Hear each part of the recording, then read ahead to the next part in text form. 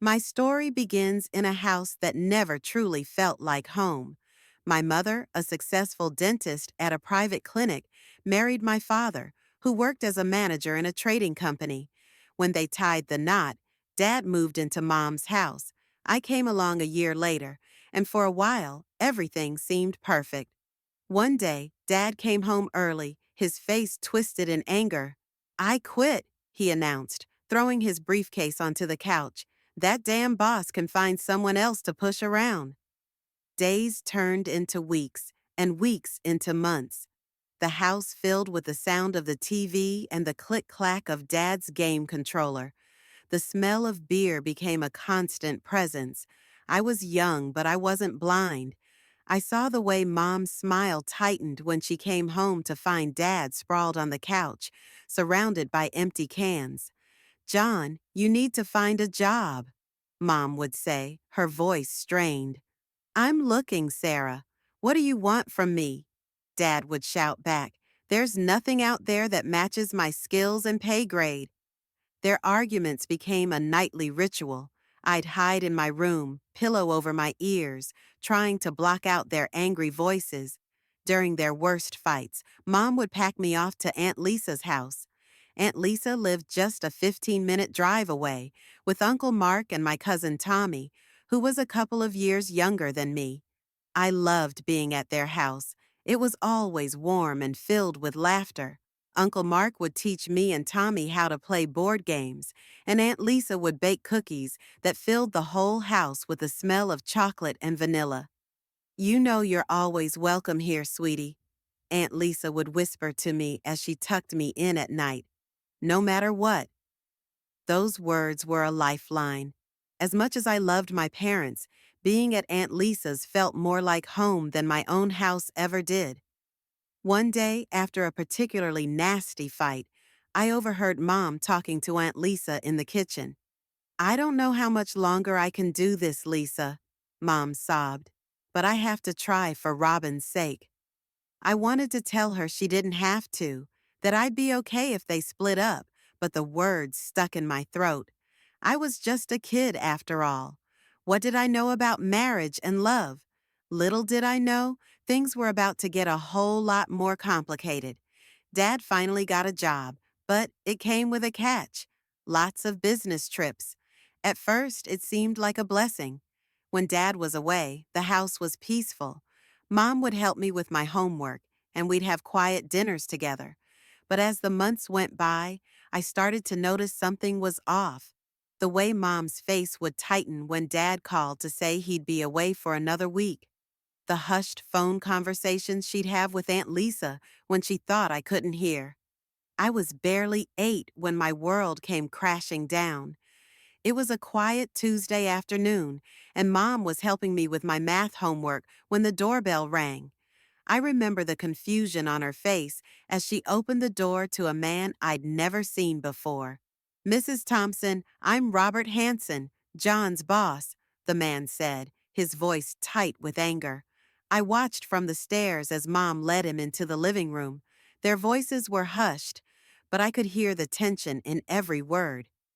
"I'm sorry to be the one to tell you this," Mr. Hanson said, "but your husband has been having an affair with my wife." The silence that followed was deafening. I saw Mom's hands start to shake. That's that's impossible," she whispered. "John's been on business trips."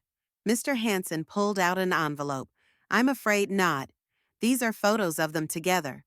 The dates, well, they match up with some of his supposed business trips. I couldn't see the photos from where I was, but I saw Mom's face crumple as she looked at them. Mr. Hanson's voice softened slightly. "I'm divorcing my wife. I thought you deserved to know the truth. Do with this information what you will." After he left, I found Mom sitting on the couch, tears streaming down her face. When she saw me, she quickly wiped her eyes. "Robin, honey, I need you to go stay with Aunt Lisa for a few days, okay?" Her voice was shaky, but she tried to smile. "Mom and Dad need to have a serious talk." I nodded, not knowing what else to do. As Aunt Lisa drove me to her house, I couldn't shake the image of Mom's tear-stained face from my mind. Days passed, and finally, Mom came to pick me up. Dad wasn't with her. "Where's Dad?" I asked as we drove home. Mom's knuckles whitened on the steering wheel. "Dad and we're gonna be living apart for a while, sweetheart. We're getting a divorce." I felt a mix of relief and sadness wash over me. For a while, it seemed like things might get better. Mom and I settled into a new routine, just the two of us. But then everything changed again. It started with Mom feeling tired all the time. Then came the day she found a lump. I remember sitting in the doctor's office, holding Mom's hand, as the doctor said the word that would change our lives forever: cancer. "We'll fight this, Robin," Mom said, her voice stronger than I'd ever heard it. "Together." But we weren't alone for long, because just when I thought I'd seen the last of him, Dad came waltzing back into our lives. "I've changed," he said, standing on our doorstep with a bouquet of flowers. "I want to be here for you both." I wanted to slam the door in his face, but Mom let him in. She was too tired, too scared to fight anymore. Life took on a surreal quality after Mom's diagnosis. Our once orderly home became a whirlwind of doctor's appointments, chemotherapy sessions, and Dad's attempts at playing caretaker. "I quit my job," Dad announced one day, puffing out his chest like he deserved a medal. "Someone needs to take Sarah to her treatments and look after you, Robin." I wanted to believe him. I really did. But even at 9 years old, I could see through his act. The house grew messy by the day, with Dad only bothering to clean when Mom was due back from the hospital.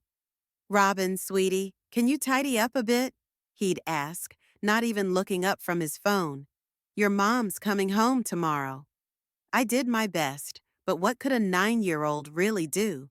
The dishes piled up, laundry overflowed, and dust gathered on every surface. I wanted to tell Mom to ask for help, but I couldn't bear to add to her worries. One day I overheard Aunt Lisa talking to Uncle Mark in hushed tones. "Can you believe that bastard?" she hissed. "He didn't quit. He got fired. His boss kicked him out for sleeping with his wife." My heart sank. It was just another lie in a long string of deceptions. Then came the day that shattered what little faith I had left in my father. Lisa was driving me home early. Mom was in the hospital for another round of chemo, and Dad was supposed to be waiting for me. We walked into the house without knocking. The sound of giggles and creaking bed springs filled the air. Aunt Lisa's face turned red with fury as we stood there, frozen in the hallway. "John Thompson," she bellowed, "get your ass out here right now." Dad stumbled out of the bedroom, hastily zipping up his pants behind him. A woman I recognized as Mr. Hanson's ex-wife peeked out clutching a sheet to her chest. Lisa, Dad said, his voice annoyingly casual. Your early Aunt Lisa was shaking with rage. "How dare you? Your wife is fighting for her life, and you're here." Your dad just smirked. "Come on, Lisa. Sarah's sick. A man has needs." I felt sick to my stomach. Aunt Lisa opened her mouth to yell again, but Dad cut her off. "You won't tell Sarah about this," he said, his voice suddenly cold. "It would only make her condition worse. You wouldn't want that on your conscience, would you?" Aunt Lisa's face ped. She grabbed my hand and pulled me out of the house. "I'm so sorry you had to see that Robin," she said as we drove away. "Your father, Hun's not a good man." I nodded, feeling numb. I know I whispered, "I don't love him anymore." For the next year, I lived in a state of constant tension. I'd go to school pretending everything was normal. I'd visit Mom in the hospital, holding her hand and telling her about my day, carefully omitting anything about Dad. And then one cold autumn morning, the call came. Mom was gone. I felt like I was drowning, gasping for air in a world that suddenly made no sense. Aunt Lisa held me as I sobbed, while Dad just stood there looking almost relieved. The day we buried Mom was the hardest of my life. I stood there, numb and hollow, as they lowered her casket into the ground. Dad put on quite a show, sniffling and dabbing at his eyes with a handkerchief. A week after the funeral, we met with Mom's lawyer. I sat there picking at a loose thread on my black dress as the lawyer cleared his throat and began to read to my beloved daughter, Robin. He said, "I leave all my worldly possessions, including our family home and all my savings." The room went dead silent. I looked up confused to see Dad's face turning an ugly shade of purple. "What the hell?" he exploded. "That can't be right. I'm her husband." The lawyer adjusted his glasses. "I'm afraid it's all very clear. Mr. Thompson, your daughter inherits everything. She'll be able to manage the property from the age of 18, Dad." Whirled on Aunt Lisa, who was sitting beside me. "You," he snarled. "You put her up to this, didn't you? Poisoned her against me." Elisa just looked at him, her eyes cold. "Sarah knew you, John. She knew you better than you think. We left the office." With Dad still ranting for the next few days, he barely looked at me, like I was the one who had betrayed him. But I was too lost in my grief to care. 3 months crawled by. I was sitting in my room one afternoon flipping through an old photo album when I heard unfamiliar laughter from downstairs. Curious, I crept down to find Dad in the living room with a woman I recognized all too well. His mistress, Mr. Hanson's ex-wife, Robin. Dad said, his voice falsely cheery, "Come meet Candy. She's going to be living with us now." Candy gave me a wide fake smile. "Hi, sweetie. You should call me Mom from now on." "Okay." I felt like I'd been punched in the gut. "She is not my mother." I spat out over the next few days. Candy went on a rampage through our house. I watched helpless and furious as she packed away all of Mom's photos, her knickknacks, everything that made the house feel like home. We need to make room for our new family. She chirped, ignoring my glare, as she shoved another box of Mom's things into the attic. I retreated to my room, clutching the few photos of Mom I'd managed to save. As I sat there surrounded by the last remnants of my mother's presence, I made a silent promise. I won't let them erase Mom. Life in what used to be my home became increasingly unbearable. Dad and Candy settled into a lifestyle of lazy indulgence that made my stomach turn. They never worked a day, content to live off the rent from Candy's apartment and the monthly allowance that came into my account. Money Mom had left for my care. "See, Robin?" Dad would say, sprawled on the couch with a beer in hand. "This is the good life. No need to work ourselves to death like your mother did." Candy was no better. She'd spend hours online shopping, with boxes of clothes and makeup arriving almost daily. "We deserve nice things," she'd say, modeling yet another new dress. Meanwhile, I was growing out of my clothes, my shoes falling apart. When I'd ask for money for new ones, Dad would scowl. "Christ, Robin, do you ever stop growing? Do you know how expensive it is to raise a teenager?" They'd go on lavish vacations, leaving me behind with Aunt Lisa and Uncle Mark. Part of me was relieved to escape the toxic atmosphere at home, but another part felt the sting of rejection. As my 16th birthday approached, I realized I couldn't rely on Dad for anything anymore. I needed my own money, my own independence. That's when I saw the "Help Wanted" sign in the window of Joe's coffee shop. That first shift was brutal. My feet ached, my arms burned from carrying trays, and I went home smelling like coffee grounds and dish soap. But I felt a spark of pride I hadn't experienced in years. When I got my first paycheck, I almost cried. It wasn't much, but it was mine. I'd earned it. "What's this?" Dad asked one day, noticing my new phone. "Where'd you get the money for that?" "I got a job," I said, bracing for his reaction. He snorted. "A job? What do you need a job for? We provide everything you need." I bit back a bitter laugh. They provided the bare minimum, spending most of my money on themselves. But I just shrugged. I wanted some extra cash. As the months went by, I worked every shift I could get. I saved every penny, hiding the money in a locked box under a loose floorboard in my room. Slowly, I built up a wardrobe of clothes that actually fit, bought school supplies without having to beg, and treated myself to small luxuries like books and art supplies. More importantly, I was building something else: confidence, independence, and a burning determination to take control of my life. As I approached my 18th birthday, a sense of anticipation filled me. Freedom was so close I could almost taste it. But life, as I'd learned, had a way of throwing curveballs when you least expected them. It started with the sound of hammering and drilling. I came home from school one day to find the house in chaos, with workers tramping in and out.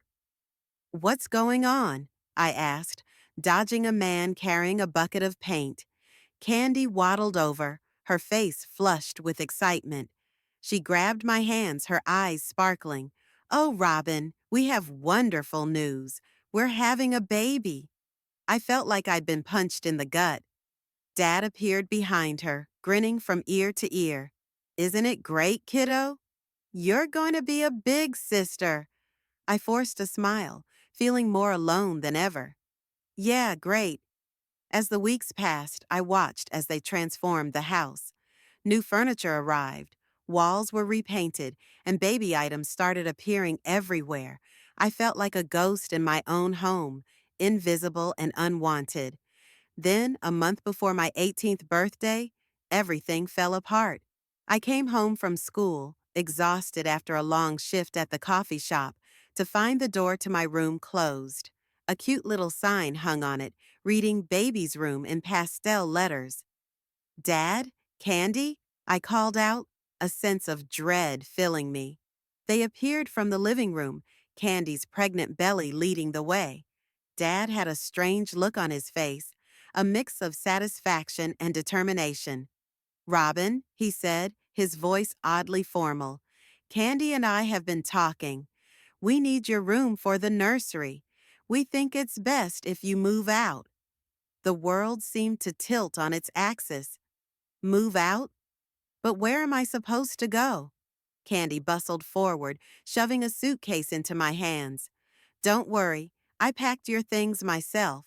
You should thank me, really. I made sure to include all your important stuff."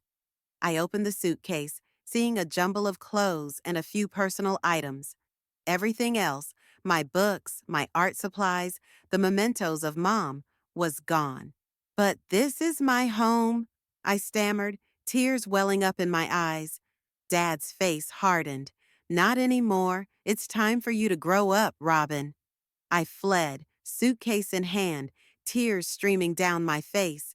I found myself at Aunt Lisa's doorstep, sobbing as I told her what happened. Aunt Lisa's face turned stormy. She took a deep breath, visibly calming herself. "Don't worry, sweetie. You'll stay with us. This isn't over," she said.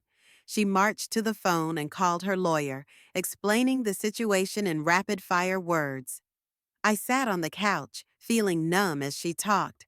Finally, she hung up and turned to me, a fierce light in her eyes. "Robin, listen to me," she said. "That house, it's yours. Your mother left it to you, remember? You can't officially manage it until you're 18, but in 1 month, you'll be able to do whatever you want with it." A spark of hope ignited in my chest.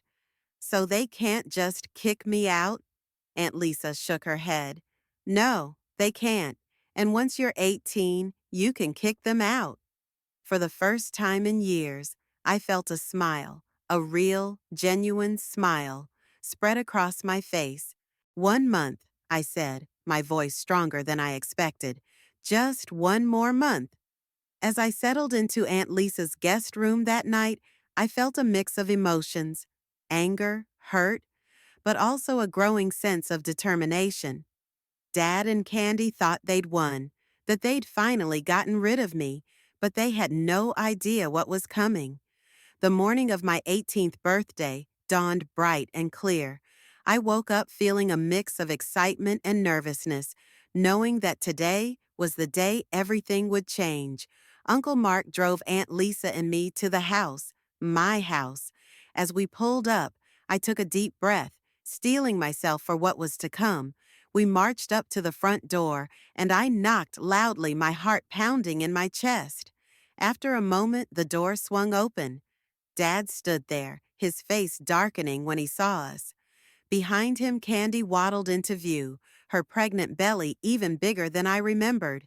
"What are you doing here?" Dad demanded, not even acknowledging that it was my birthday. I straightened my shoulders, looking him directly in the eye. "It's today, Dad, or did you forget?" He scowled. "That doesn't explain why you're here." Without a word, I handed him the envelope containing the eviction notice. His face turned red as he read it, his hands shaking with anger. "What the hell is this?" he shouted. "It's an eviction notice," I said calmly. "You have 1 month to vacate the premises." Candy burst into tears. "You can't do this," she wailed. "I'm doing a few weeks. Where are we supposed to go?" I felt a twinge of guilt, but I pushed it aside. "You have an apartment, don't you? The one you've been renting out. You won't be homeless."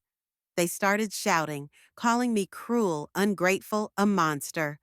I stood my ground, Aunt Lisa and Uncle Mark flanking me supportively. "We're not leaving," Dad yelled. "This is our home." I stepped forward, pushing past them into the house. "No, it's not. It's my home. And if you won't leave voluntarily, I'll have no choice but to involve the police." Dad sputtered. "I put money into this place. All the renovations with Mom's money." I reminded him, "You haven't spent a dime of your own." He lunged forward, looking like he might actually hit me, but Uncle Mark stepped between us. Dad backed down immediately, the fight going out of him. Candy, still sobbing, tugged on Dad's arm. "John, what are we going to do? The tenants in my apartment won't be out for a month." I shrugged, feeling a coldness I didn't know I possessed. "That sounds like a you problem, but I'll honor the law. You have 1 month from today, not a day more." We left them standing there, shocked and angry, as we drove away. I felt a weight lift off my shoulders. For the first time in years, I felt in control of my life. The month following my 18th birthday was a war of attrition. Dad and Candy, bitter about their impending eviction, did everything they could to make my life miserable. They'd accidentally break dishes, leaving shards for me to clean up. I'd come home to find walls freshly stained with paint splatters, always small enough to be deemed accidental. The house I'd grown up in, the home my mother had lovingly cared for, was becoming a battlefield. "Oops," Candy would say with faux innocence after knocking over yet another vase. "Pregnancy makes me so clumsy." I gritted my teeth and endured, counting down the days until I could reclaim my space. Then, one day, before their month was up, Candy went into labor. I watched from my window as Dad rushed her to the car, speeding off to the hospital. A plan formed in my mind. I spent the next few hours in a whirlwind of activity. I packed up their belongings, every shirt, every knick-knack, every reminder of their presence. I lugged boxes to the garage, filling it to the brim. Then I called a locksmith to change the locks. As night fell, I heard a car pull up. Angry voices filled the air, followed by pounding on the door. "Robin, open this door right now!" Dad's voice bellowed. I stood on the other side, heart racing but resolve firm. "Your month is up. You need to leave." "Are you insane?" he shouted. "We have a newborn baby. You can't do this." Candy's wails joined the cacophony. "Please, Robin, have a heart." For a moment, I hesitated, but then I remembered all the times they'd shown me no mercy, no consideration. "Your things are in the garage," I called out. "I suggest you take them and go to your apartment. If you're not gone in an hour, I'm calling the police. They hurled insults at me, calling me every name in the book, but I stood firm. An hour later, I watched from the window as they loaded their things into their car. Dad, red-faced with fury, Candy cradling their newborn and shooting me venomous glares as they drove away. I felt a complex mix of emotions: relief, sadness, and a sense of finality. A chapter of my life had closed, and a new one was beginning. The next few weeks were a blur of activity. I cleaned the house from top to bottom, erasing every trace of Dad and Candy's presence. I restored Mom's photos to their rightful places, feeling her presence with me as I reclaimed our home. When it came time for college, I made the decision to live in the dorms. I wanted to experience life, to be around people my age after years of isolation. "Are you sure you want to rent out the house?" Aunt Lisa asked as she helped me move into my dorm room. I nodded. "It's a practical thing to do. Plus, I don't think I'm ready to live there full time yet. Too many memories." She squeezed my shoulder. "I understand. Don't worry. I'll keep an eye on the place for you." As I settled into college life, I felt a freedom I'd never known before. I made friends, joined clubs, threw myself into my studies. The weight I'd been carrying for years slowly began to lift. One evening, as I sat in my dorm room studying, my phone buzzed with a text from Dad. It was the first I'd heard from him since the eviction. "Candy and I are struggling," it read. "The baby needs things. Can you help us out?" I stared at the message for a long moment, a whirlwind of emotions coursing through me. Then, with a decisive click, I blocked his number. Some might call it cruel, but I knew it was necessary. I couldn't heal if I kept that toxicity in my life. Mom had given me the tools to build a better future, and I intended to honor her memory by doing just that.